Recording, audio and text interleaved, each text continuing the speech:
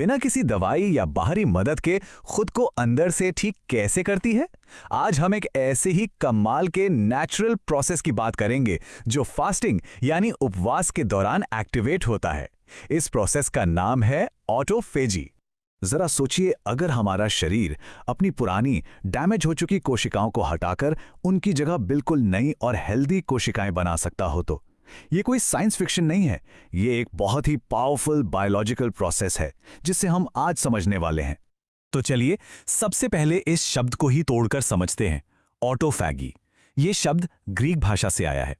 इसमें ऑटो का मतलब है सेल्फ यानी खुद और फैगी का मतलब है टू ईट यानी खाना। तो इसका सीधा सा मतलब हुआ खुद को खाना। अब सुनने में ये थोड़ा अजीब लग सकता है, लेकिन ये प्रोसेस उतना ही इंटेलिजेंट है।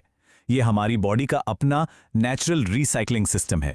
इसको समझने का सबसे अच्छा तरीका है इसे बॉडी की कबाड़ से जुगाड़ वाली एक डीप क्लीनिंग सर्विस मान लीजिए।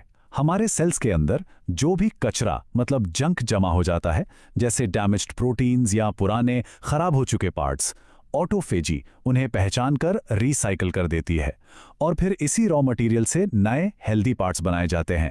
और ये प्रोसेस कोई मामूली चीज नहीं है, ये इतना फंडामेंटल है कि इसकी मैकेनिज्म्स को समझने के लिए जापानीज साइंटिस्ट योशिनोरी ओसुमी को 2016 में मेडिसिन का नोबेल प्राइज दिया गया था।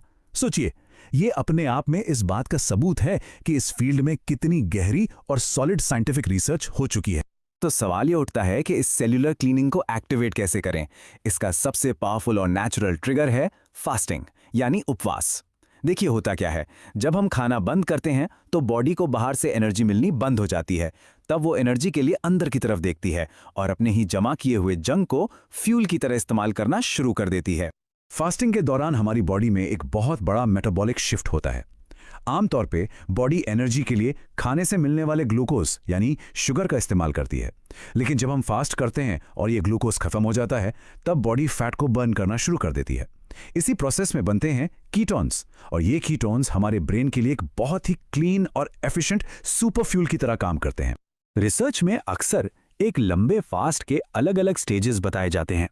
तो चलिए एक टिपिकल 5 दिन के फास्ट की इस जर्नी को दिन ब दिन समझते हैं कि शरीर के अंदर आखिर चल क्या रहा होता है। पहले दिन क्या होता है, बॉडी अपने लिवर और मसल्स में स्टोर किए गए ग्लाइकोजन का इस्तेमाल करती है। अब इंटरेस्टिंग बात यह है कि ग्लाइकोजन के हर मॉलिक्यूल के साथ पानी भी स्टोर होता है। तो जब ये ग्लाइकोजन बर्न होता है तो साथ में वो पानी भी निकलता है। इसीलिए शुरू में जो तेजी से वजन घटता हुआ दिखता है वो ज्यादातर फैट नहीं बल्कि वाटर वेट होता है।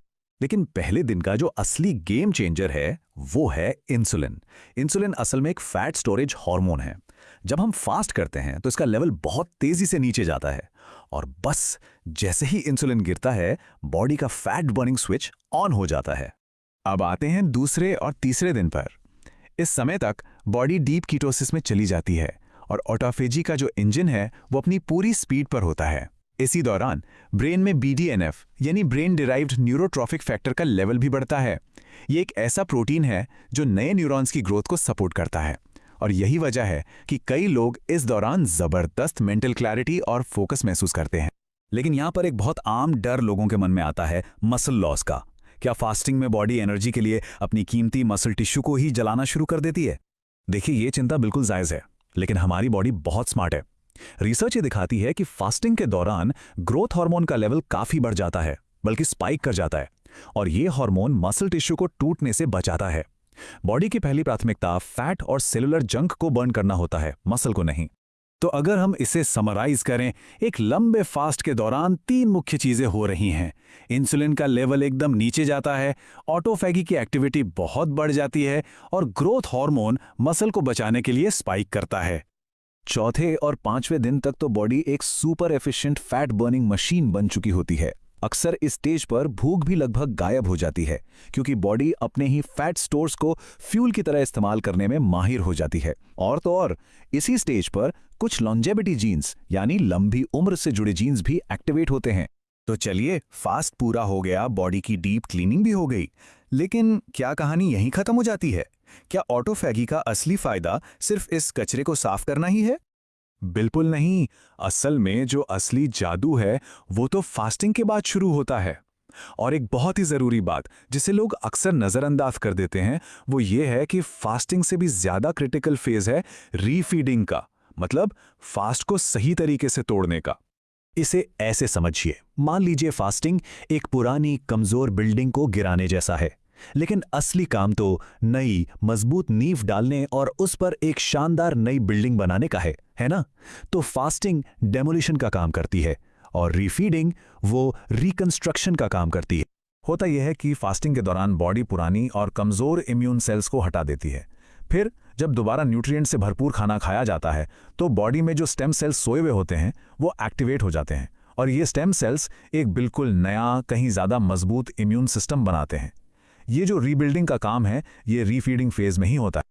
इसीलिए फास्ट को कैसे तोड़ा जाए ये बहुत जरूरी हो जाता है।